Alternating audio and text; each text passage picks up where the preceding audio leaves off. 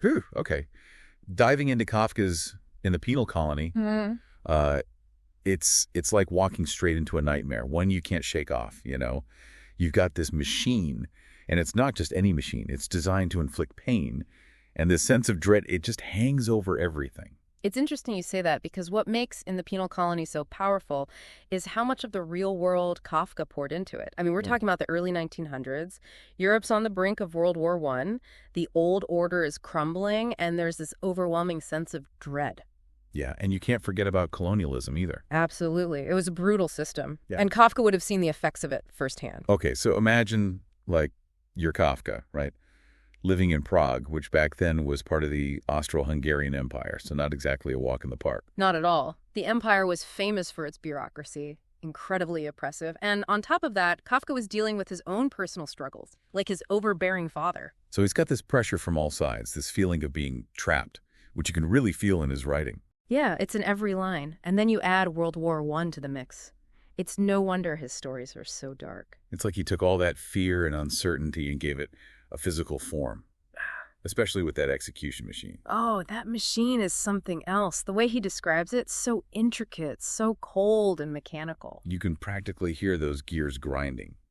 It's terrifying, but also impossible to look away from. Like, you have to know what it does, how it works. It's the centerpiece of the whole story. And it's not just a random torture device. It's specifically designed to inflict pain methodically, almost like a gruesome work of art. And it takes place in a penal colony, which, let's be real, people back then knew exactly what that meant. Exactly. It wasn't some abstract idea. They were all too familiar with the brutality that went on in those places. Places like Devil's Island.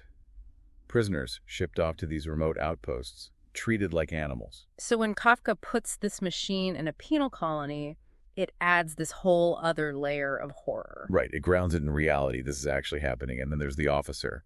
He's obsessed with this machine. Completely. Like, it's a pinnacle of human achievement. Yeah, and he's so proud of how it works, how it inscribes the prisoner's sentence onto their body. This meticulous, agonizing process. But he's blind to the cruelty of it all. It's like he's lost in the mechanics, in the supposed perfection of the system. It's chilling. Absolutely chilling. And it makes you think about how easy it is for people to become desensitized to violence when it's part of a system. Right. It's like he keeps saying, guilt is beyond a doubt, and the machine is justice.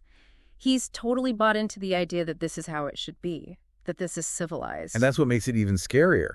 It's not just one bad apple, it's the whole system that's messed up. And it's not just the system, right? It's the people caught within it. Which brings us to something else that's really interesting about In the Penal Colony, the characters. You're totally right. Or the way Kafka doesn't give them names, like we've got the traveler, the officer, the condemned man. Exactly. They're almost like archetypes more than individuals. It's like they represent something bigger, you know, some part of this whole messed up situation. Precisely. They're like players in a cosmic drama, and we're watching it unfold. And speaking of players, Yeah. we've got to talk about the condemned man. This guy, he doesn't even seem to understand why he's being punished in the first place. It's just... He's one of the most debated figures in all of Kafka's work. And for good reason. I mean, think about it. Accused of disobeying and insulting his superior. But what did he actually do? Kafka never tells us. Yeah, it's like, is he even guilty? Or is he just a convenient scapegoat for the officer? Right. And then there's the fact that he can't even understand what the officer is saying. That language barrier is huge. Like adding insult to injury. Yeah. Or like literally piling on another layer of oppression on top of everything else. That's exactly what it is. Kafka's showing us how language itself can be used as a weapon to silence people, to keep them in the dark, just like in colonialism, you know? Whoa, yeah. When you put it like that, it's like the condemned man represents all those who were marginalized, silenced, dehumanized by these systems of power. Absolutely. But here's where it gets really interesting. Some scholars see the condemned man as a kind of Christ-like figure. Wait, seriously. I gotta be honest. When I picture this guy covered in wounds, Christ isn't exactly the first thing that comes to mind. It seems strange, right? But think about it. He's innocent, at least from what we're told. He endures immense suffering. And then there's this idea of revelation through punishment that the officer keeps talking about. Okay, yeah, I see it. The officer even uses the word transfiguration to describe what supposedly happens to the condemned as they're being, killed by this machine. Exactly. Like the inscription is carving out some higher truth onto their very being. Mhm. But it's interesting, don't you think, that even with these religious overtones, there's this underlying sense of doubt. Yeah, like, is Kafka really saying that suffering leads to redemption? It just doesn't sit right with me. Right, and I think that doubt is intentional, because this is Kafka, after all. Nothing's ever clear-cut. And if we look at how the story ends, the whole redemption through suffering idea kind of falls apart. Oh, totally. I mean, remember when the officer dies in the machine and the traveler looks at his face, like expecting to see this, I don't know, peace, this enlightenment. And what does he find? Nothing. Just death.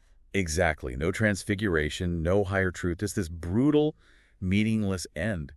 So it makes you wonder, was the condemned man redeemed? Or was he just another victim of a system that chewed him up and spat him out?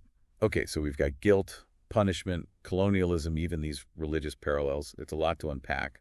But where does it all lead? I mean, what's the bigger picture Kafka's painting here? I think to understand that, we have to go back to the title, In the Penal Colony, because this isn't just a physical place, it's a state of mind, you know? Ooh, I like that. So it's not about this one specific place. It's about systems of control that can exist anywhere, anytime. Exactly. It's about the rules, the punishments, the expectations that we internalize, and how they can stay with us long after we think we've escaped them. And it's not just about those in power enforcing those rules, is it? It's also about how we, participate in them. Like the condemned man, as powerless as he seems, he's still capable of cruelty. You're right. That's one of the most unsettling aspects of the story, because it suggests that these systems, they don't just oppress us from the outside. They work their way inside us, too. It's like this vicious cycle, and it's hard to know how to break free from it. Exactly. And I think that's part of what makes Kafka such a relevant writer, even today, because he forces us to confront these uncomfortable truths about ourselves and the world we live in. It's messy. And then there's how Kafka ends the story. He just drops us off this cliff, right? The traveler, he escapes the colony. But what about the condemned man? Did he ever, understand what was happening to him? And that inscription on the old commandant's grave, have faith and wait. Ugh, it just sends chills down my spine every time I read it. It's like this warning, this whole system, this whole way of thinking. It might be gone for now, but it's still out there, waiting. And it has followers. The story makes it clear that there are still people who believe in the old commandant's methods, people who would bring back that machine, that whole brutal system, in a heartbeat. It makes you think, are we really so different from them? Mm-hmm. I mean, it's easy to judge the officer, to see the horror of what he's doing, but are we really any better? Just going along with things, not questioning, not really understanding the systems we're a part of? That's the thing about Kafka, right? He holds up a mirror. He makes us ask ourselves these hard questions, makes us confront the darkness, not just out there in the world, but within ourselves, too. It's not a comfortable feeling, but I think that's kind of the point. And look, even the traveler, the one who rejects the officer's methods, he still plays a role in this whole messed up system. Yeah, he's not exactly innocent, is he? He sees the brutality of the machine, but does he do anything to stop it? Nope. In the end, he just walks away. It's like this stain, this penal colony way of thinking. It gets on everyone. No escaping it. And that's the mark of a truly great story, wouldn't you say? It stays with you, it makes you think, question everything you thought you knew, even if it's a little uncomfortable at times. Okay, so maybe not the best choice for a light bedtime read. Probably not. But if you're up for a challenge, if you want to, I don't know, stare into the abyss for a bit, Kafka's your guy. In the Penal Colony will definitely give you plenty to think about. And with that, we're wrapping up our deep dive into the dark and, let's be honest, incredibly messed up world of Kafka's In the Penal Colony. We hope you've enjoyed this conversation, or at least found it thought-provoking. Until next time.